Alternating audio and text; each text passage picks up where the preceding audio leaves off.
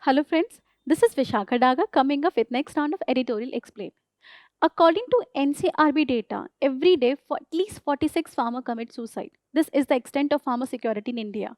Now to protect their life, to protect their remuneration, government come up with initiative like MSP. However, another data suggests that MSP benefit only 6% of the farmer and those are mostly rich farmer. Now, the recent editorial that came into The Hindu actually questions this fact only through the editorial MSP Fact and Factoids. Does MSP need reform or does it benefit only 6% of the farmer? This question we are raising actually in this video. So let's just discuss this editorial which came into Hindu, which discuss the fact and factoid. However, before actually understanding the editorial, we need to understand what is MSP and what does factoid mean, because facts you already know. To understand MSP, we have already made a video. First, you can actually see that video in detail, of which the link can be provided in description. Otherwise, search for MSP ForumIAS and you can find it. Now, what is MSP? MSP is a minimum price that is promised by the government to the farmer that they will buy that particular agriculture commodity. They will buy that agriculture commodity from them at a given price, even if the market price falls below it. So this is a promise made by the government to the farmer to buy a commodity at a particular price, right?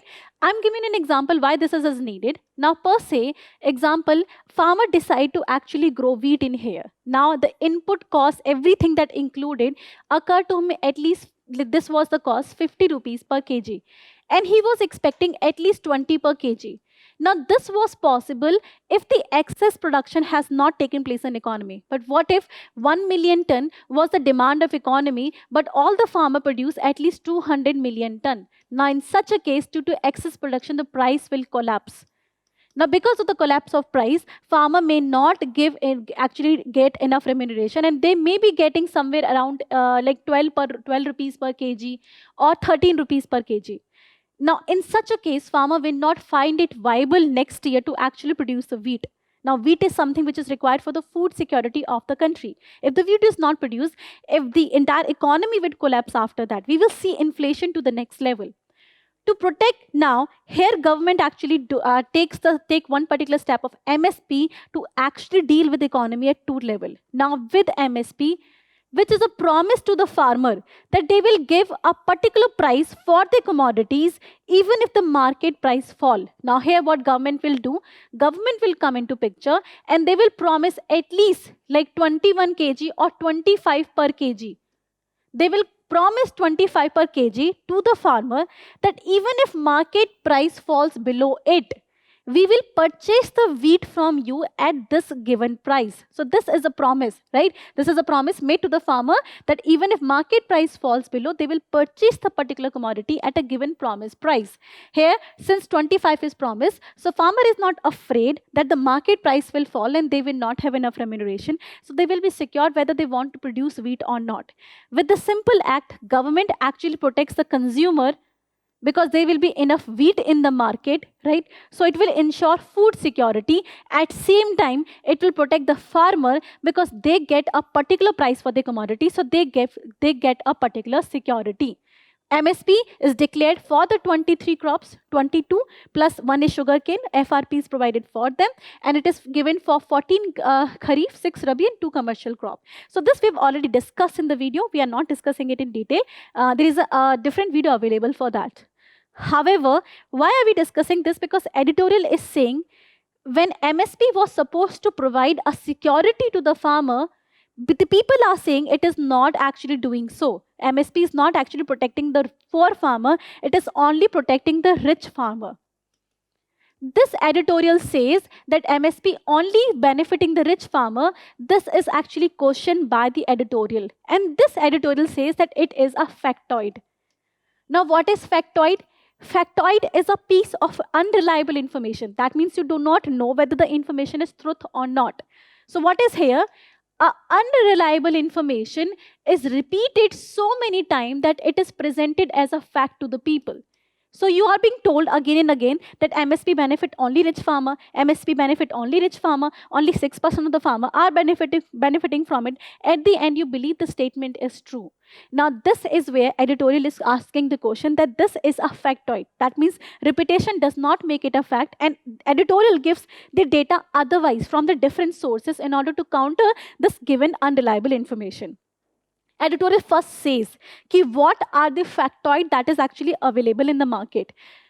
First of all, it says that regarding the benefit of the MSP to the farmer, it says the first factoid is that it benefits only 6% of the farmer, which was actually constructed from the national survey, that is NSS of 2002 and 5. This data was used, and on the basis of it, it was construed that it benefits only 6% of farmer.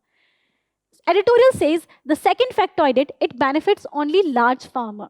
Third, it says it has a regional inequality as well. That means only farmers of Punjab, Haryana and Western UP, which are actually impacted by the Green Revolution, are benefiting from the MSP. That means there is only 6% of farmer, only rich farmer are benefiting, only rich region is benefiting. Also, MSP has prevented the diversification of crop because it is focusing solely on the wheat and agriculture, and other crops are not growing because of MSP given to the farmer to particular crops. Again, it says that ki MSPs only benefit those farmers which are actually selling in the MSP generated APMCs mandi. So it is actually APMC mandis that have actually some kind of benefit. Otherwise, farmer who are selling outside the MSP, they are actually not benefiting from it. So there is a difference of between APMC mandis and those who are selling outside the APMC mandi. And it says because of MSP, farmers are not able to sell outside the APMC. Government is trying that farmer can sell outside the APMC, but farmers are not able to do so because of APMC linked with the MSP. So these are 5 factoid which editorial says 6% of farmer, only rich farmer, only particular region, prevent the diversification, and APMC not able to sell outside the APMC. So these are 5 factoid that editorial question. Now how editorial questions it? Editorial says the statement might have been true, it says might have been true at that time. However, several changes has taken place, and for which it says the government has launched the decentralized procurement scheme in 1997.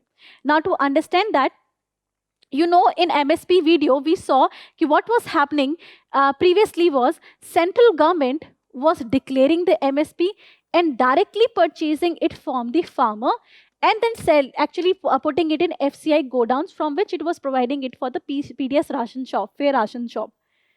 Whereas in decentralized procurement scheme, central government gave or decentralized this power to the state government. Now state government could also procure the wheat from the farmer, the price of which will be transferred by the central government. Extra price will be borne by the central government only. However, the procurement can be done by the state government. Article says with this scheme, several changes has taken place in terms of benefit. That means who is it benefiting? First of all, it says even when you were using NSS data, when you said it benefit only 6% of the farmer, it is benefiting at least 14 to 16% of the household. It says it benefited at least 16 to 14% of the household. Again, it says that when the state were procuring at the cost, because of the DPS scheme, it benefited 25 to 35% of the farmer. When you expected that it will benefit only 6% of the farmer, because of the DPC, the benefit have reached to 25 to 35% of the farmers. It is not 6% anymore. Again, it says that because of the DCP, the procurement in the non-traditional states have risen, right? When we said Punjab, Haryana and Western UP are the only state which are benefiting, it gives the data otherwise, and it says when you look at the data of Chhattisgarh and Odisha, they're coming at the top of procurement of the paddy. At least 10% of the paddy is procured by the Chhattisgarh and Odisha each. 10% of the paddy procurement that is happening in the country is done by the Chhattisgarh and Odisha each. So it is not Punjab and Haryana. It is non-traditional state that are performing well in procurement. Similarly, Madhya Pradesh is actually tops the list of procurement for the wheat, not the Punjab and Haryana. That means regional inequality is being debunked in here. So first of all, it does not benefit 6% of the farmer, instead 25 to 35% of the farmer. Next is, first statement is debunked. Second, it says regional inequality is not seen. Instead, Odisha, Chhattisgarh and MP has benefited a lot from the DPC procurement scheme. Third statement, it says कि not just large farmer, instead the small and marginal farmer benefit from it. It says when you come to the count that how much of the MSP benefit is going to the large farmer, it says only 1% of the large farmer are benefiting from it. Only 1% of the benefit is going to the large farmer. Of the entire MSP benefit, only 1% is going to the large farmer. 70% of the benefit is going to the small and marginal farmer who have less than or equal to 2 hectares of land. 1% of the benefit is going to the large farmer having 10 hectares of land, 70% to small and marginal farmer. This is the data for the paddy. And in case of wheat, it says that 3% of the benefit is going to the large farmer and 56% of the benefit is going to the small and marginal farmer. So that overall, DPS, a distributed procurement scheme has made the distribution more equitable. So this is a good thing about the scheme overall. It also says so we have debunked the third statement as well. That means it does not only benefit the large farmer but small farmer as well. Now let's coming to the fourth. That is that it was preventing the diversification. Then the data suggests that however we are saying that 21 to 30% of the benefit is going to the non-wheat and non-paddy crops. 21 to 30% of the benefit of the MSP is going to the non-wheat and non-paddy crop. And 4% of the sales outside MSP is taken, like MSP controlled APMC mandis, right? 40% of the sales are taking place APMC. This debunks the last statement we were saying ki the sale outside the APMC mandi is not taking place. It says no, 40% of the sale is taking place outside the APMC controlled mandis. So it actually uses the data in order to debunk all the fact that was available in the society that MSP is not benefiting the small and marginal farmer. Now this is a fresh piece of information that is available to us, so we can make an argument as well that MSP actually is providing the social security to the farmer. Now more is yet to be seen because other side will also be present there. However, if this piece of information was useful to you, then like and subscribe the video. If not, then put your comment in the comment section. Thank you so much. Current Affairs by ForumIAS is an all-in-one program that covers the dynamic aspect of the syllabus from both prelims and mains perspective. Last year, we have helped more than 100 students crack IAS with our current affairs classes.